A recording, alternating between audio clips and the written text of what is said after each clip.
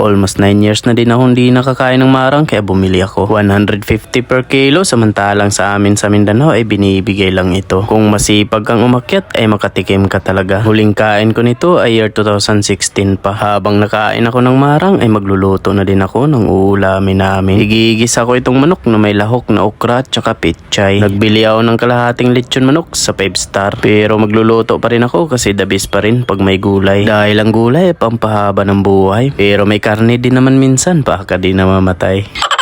Sa totoo lang, di naman talaga ako masarap magluto. Ang meron lang ako ay yung mahilig. In short, pampamilya lang talaga, hindi pwede pandayo. Kaya sa mga kakilala kong may okasyon, di talaga ako nagsasuggest na magluluto. Marami naman talaga akong alam na luto. Siyempre, naturuan din ako dati. Kaso ayoko talaga, kung tutulong, pwede pa. Di kasi maiwasan na may magreklamo na pangit yung luto. Pero naubos naman, may pa-take out pa. Ang kapal, di ba?